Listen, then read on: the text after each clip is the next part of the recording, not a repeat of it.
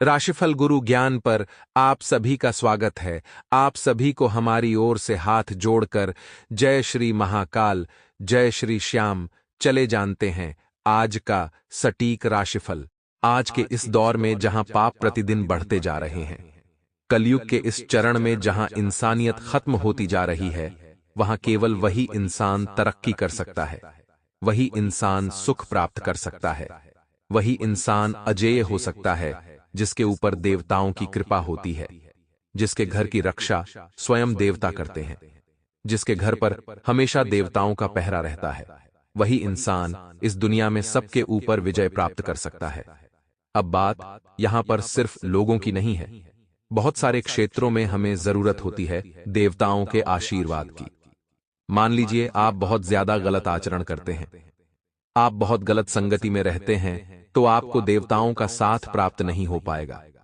अगर आपकी बोलचाल सही नहीं है, वाणी में कटुता है, आप हमेशा गाली गलौज करते रहते हैं, लोगों को अपशब्द कहते रहते हैं, तो आपको देवताओं का साथ नहीं मिल पाएगा। आप अपने शरीर को स्वच्छ नहीं रखते, समय पर नहाते नहीं हैं और बेसमय कभी भी आपको सोना व जागना है, तो सीधी सी बात है, आपको देवताओं का साथ नहीं मिल पाएगा। तो सवाल यह उठता है दोस्तों, इंसान को जीवन में देवताओं का साथ, सानिध्य, आशीर्वाद आखिर कब मिलता है? तो आगे यह वीडियो बहुत खास होने वाली है, बहुत महत्वपूर्ण होने वाली है। हमारा आपसे विशेष अनुरोध है, थोड़ा सा समय निकालकर इस वीडियो को अंत तक देख लीजिएगा, क्योंकि YouTube पर अन्य कहीं भी आपको ऐसा वीडियो नहीं मिलने वाला जो आपको इतनी गंभीर जानकारी प्रदान करे और एक एक सच आपके सामने रखे। क्योंकि दोस्तों, हम सनातन धर्म में जन्मे हैं, यह हमारा बहुत बड़ा सौभाग्य है, क्योंकि ऐसा कहा जाता है इस दुनिया का सबसे जो पुराना धर्म है वही सनातन धर्म है। सनातन का मतलब ही होता है जिसका ना तो कोई अंत है और ना ही कोई शुरुआत है, यह अनंत है। अब भगवान का शुक्रिया है कि हमें सनातन धर्म में आपने जन्म दिया। लेकिन दोस्तों, आप एक बात और जानते होंगे, सनातन धर्म में 33 कोटि देवी देवता है। बहुत सारे लोग 33 करोड़ समझते हैं, लेकिन आपकी गलतफहमी हम दूर कर दें। सनातन धर्म में 33 करोड़ नहीं, 33 कोटि देवी देवता है, जिसमें दोस्तों 8 तो वसु है, 11 रुद्र है, 12 आदित्य है और एक एक इंद्र और प्रजापति है। इस प्रकार 33 कोटि देवता हमारे सनातन धर्म में होते हैं। अब हर देवता को अलग अलग समझने की जरूरत नहीं है, हर भगवान को अलग अलग बांटने की जरूरत नहीं है। हमें चाहिए कि हम एक दिव्य शक्ति के दर्शन करें जिसमें हम सभी को समाहित समझें। आज से कई सालों पहले जब कुलदेवी या कुलदेवता का पूजन शुरू किया गया था, तो वह इस उद्देश्य से किया गया था ताकि लोग इधर उधर ना भटके, एक जगह, एक मूर्ति में, एक स्थान पर अपने समस्त भगवान को मान ले। उन्हीं को कुलदेवी या देवता कहा जाता था। यानी हमारे घर पर बहुत सारे देवताओं की या बहुत सारे भगवानों का आशीर्वाद हो, ऐसी कामना आप बिल्कुल भी ना करें। आप बस इतना ध्यान रखिए, एक जो भगवान नारायण है वही प्रभु श्री राम है, वही भगवान श्री कृष्ण है। एक जो भोलेनाथ है वही हनुमान है और वही हमारे संसार को चलाते हैं। और हमें चाहिए कि उनकी कृपा हमेशा हमारे घर परिवार पर बनी रहे। तो उसके लिए आपको सबसे पहला काम दोस्तों क्या करना है? हमेशा सच्चाई के रास्ते पर चलना है। आपको एक बात बता दें, जब आप बचपन से जवानी में जाएंगे तो आपके सामने कई ऐसे लोग आएंगे जो आपको गलत राह पर धकेलने की कोशिश करेंगे, क्योंकि वे लोग यह बात जानते हैं कि आप अगर इसी तरह मेहनत के साथ, लगन के साथ काम करते रहेंगे तो एक दिन आप बहुत आगे जाने वाले हैं। अब आपका उत्साह वे कम नहीं कर पाते, आपको रोक नहीं पाते, तो गलत दिशा में आपको भेजते हैं, जुए सट्टे का आदी बना देते हैं, मांस मदिरा का सेवन शुरू करवा देते हैं। तो यह चीज दोस्तों आपको नरक में भी लेकर जाती है और देवताओं के आशीर्वाद से भी वंचित कर देती है। तो सबसे पहला नियम है, सच्चाई के रास्ते पर हमें चलना है और गलत कर्म नहीं करना है। क्योंकि इंसान किसी से डरे या ना डरे, लेकिन उसे अपने कर्मों से जरूर डरना चाहिए, क्योंकि कर्म फल किसी को नहीं छोड़ता। इंसान को उसके कर्मों का फल जरूर मिलता है। इसलिए हमेशा इंसान को चाहिए कि वह शुभ कर्म करे। आपके घर पर देवताओं का पहरा तभी होगा जब आपका घर साफ सुथरा होगा, स्वच्छ होगा, घर में गंदगी नहीं होगी। और खास तौर पर बहुत सारे लोग अपने घर में मांस का सेवन करते हैं, या यूं कहे तो नॉनवेज बनाते भी हैं और घर में ही खाते भी हैं। तो ऐसे लोगों के घर में हमेशा शैतानी शक्ति या बुरी आत्माएं, नेगेटिविटी ही प्रवेश करती है। ऐसे घरों से देवता हमेशा दूर रहते हैं, क्योंकि उस घर की हवा में ही नकारात्मकता होती है। उस घर में बात बात पर क्लेश, लड़ाई झगड़ा होता है, और जब आप उस घर में एंटर करते हैं तो वह नकारात्मकता आपकी सकारात्मकता को भी खींच लेती है, तो आपका दिमाग भी चिड़चिड़ा हो जाता है। इसलिए दोस्तों, खास तौर पर ध्यान रखें कि जो जुबान का स्वाद है, यह शाकाहारी चीजों से भी पूरा किया जा सकता है। उसके लिए मांसाहार ही सेवन करना जरूरी नहीं है, और आप इस बात को जितना जल्दी समझ जाएंगे, उतना ही जल्दी आपको देवताओं का आशीर्वाद प्राप्त होगा।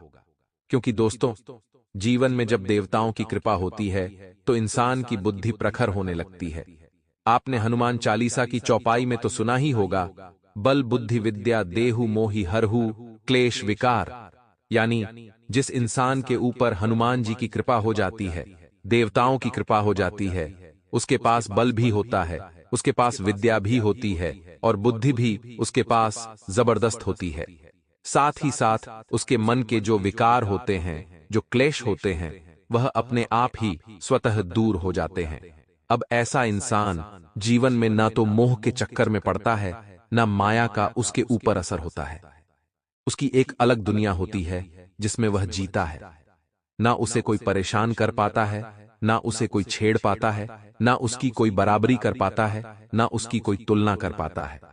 एक ऐसा इंसान जिस पर देवताओं की कृपा, जिसके घर पर देवताओं का पहरा होता है। अब दोस्तों, मान लीजिए आपसे बहुत अपराध हो गए, आपसे बहुत गलती हो गई। आप अब चाह रहे हैं कि देवताओं की कृपा आपको मिले। आप बहुत क्षमा प्रार्थी हैं, आपको अपनी गलतियां याद आ चुकी है, लेकिन अब आप उस गलती को सुधारना चाहते हैं, तो आप यही प्रश्न कर रहे हैं कि गुरुजी, आप कोई ऐसा रास्ता बताइए जिससे हमें देवताओं की कृपा मिल सके, जिससे हम उनका आशीर्वाद प्राप्त कर सकें। हमारी गलतियों को क्षमा करें और हमारे घर पर भी सभी शक्तियों का, सभी देवताओं का पहरा हो। तो उसके लिए क्या करना है, वह जानने के लिए आप वीडियो को बिल्कुल अंत तक देखिए, क्योंकि आगे उसी बारे में चर्चा करेंगे, सावधानियां बताएंगे, और इस वीडियो के अंत में 2 चमत्कारिक उपाय प्राप्त करवाने वाले हैं, जो आपके कुलदेवी देवता को बड़ा प्रसन्न करेंगे। इसलिए दोस्तों, वीडियो के साथ कृपया करके अंत तक बने रहे। अब दोस्तों, अगर आप भी चाहते हैं आपके घर पर देवताओं का पहरा हो, आपके कुलदेवी देवता, इष्ट देवता, स्थान देवता आपसे हमेशा प्रसन्न रहे, तो आपको सबसे पहले अपने घर की हवा को, अपने घर के वातावरण को, अपने घर के और को सकारात्मक और शानदार बनाना होगा। उसके लिए दोस्तों, आपको एक पात्र में 2 से 3 लौंग लेनी है और थोड़ा सा कपूर लेना है। इन दोनों को आपस में जलाना है। अब ये दोनों जब साथ में जलेंगे तो एक धुआं निकलेगा। इस धुएं के अंदर इतनी ज्यादा पवित्रता होती है, इतनी ज्यादा सकारात्मकता होती है कि जिस घर में हफ्ते में 2 बार इस धुएं को घर के कोने कोने में फैलाया जाता है, वहां पर न तो बुरी आत्माएं होती हैं, न कोई नकारात्मकता होती है, न ही कोई भी इंसान उस घर में लड़ाई झगड़ा करता है, क्योंकि उसका मानसिक तनाव उसे कभी परेशान नहीं करता। वह हमेशा मानसिक तौर पर स्वस्थ रहता है। इस धुएं का इतना ज्यादा चमत्कार है। अब सीधी सी और सामान्य सी बात है, जब घर में कोई नकारात्मकता नहीं है, जिस घर में कपूर और लौंग का धुआं हफ्ते में 2 बार आप कर रहे हैं, तो वहां देवता आकर्षित होने लग जाएंगे। तो सबसे पहला काम तो आपको यह करना है, और दूसरा एक और काम साथ में करना है।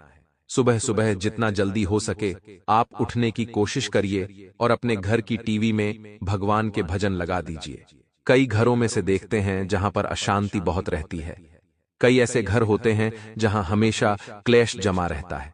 परिवार के सदस्य आपस में प्रेम जोड़ना चाहते हैं, लेकिन लड़ाई हो जाती है। एक दूसरे से बात करना पसंद नहीं करते, एक दूसरे के साथ रहते हैं, लेकिन एक दूसरे से मुंह फुलाकर रहते हैं। तो ऐसे घरों में इस चीज का बहुत प्रभाव दिखता है। सुबह सुबह तकरीबन 1 हफ्ते तक रोजाना भगवान के भजन लगाकर टीवी में छोड़ दीजिए, और 1 सप्ताह के बाद आप खुद वह असर देखेंगे जो आपने सपने में भी नहीं सोचा होगा। पहला काम आपको लौंग और कपूर का धुआं करना है। दूसरा काम आपको अपने घर में टीवी के अंदर भजन लगाकर छोड़ देना है। अब दोस्तों, अंतिम जो काम हम आपको बताने जा रहे हैं उसे सुनकर ध्यान से आपको फॉलो करना है, वरना देवताओं का प्रवेश, देवताओं का आशीर्वाद आपको नहीं मिल पाएगा। दोस्तों, हमारे शास्त्रों में एक पंक्ति लिखी हुई है जो कुछ इस प्रकार से है, यत्र नार्यस्तु पूज्यन्ते तत्र देवता रमणते, जिसका अर्थ क्या होता है, जिस स्थान पर नारी की पूजा होती है वहां पर देवता स्वयं विराजते हैं। लेकिन अक्सर दोस्तों, आपके घर में क्या होता है? वह नारी जो रात दिन आपके घर को साफ सुथरा रखती है, वह नारी जो सुबह शाम आपको गर्म भोजन बनाकर खिलाती है, आपके बच्चों को संस्कार प्रदान करती है और आपके परिवार को लेकर चलती है। अक्सर ऑफिस का सारा गुस्सा आप उसके ऊपर निकाल देते हैं। अक्सर आप ऊंचे स्वर में घर वालों के सामने उनका अपमान कर देते हैं। कई बार स्त्री को दहेज के लिए बहुत ज्यादा परेशान किया जाता है, तो वही कई बार स्त्रियों का इसलिए शोषण किया जाता है क्योंकि वह एक स्त्री है और उसे दब के रहना चाहिए। यही चीज माता लक्ष्मी को बिल्कुल भी पसंद नहीं है। दोस्तों, आज के इस दौर में पुरुष और नारी दोनों एक समान हैं।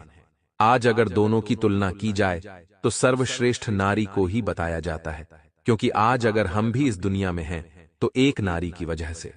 जब नारी एक संतान को जन्म देती है तो उसे इतनी भयंकर प्रसव वेदना होती है जिसकी कल्पना भी आप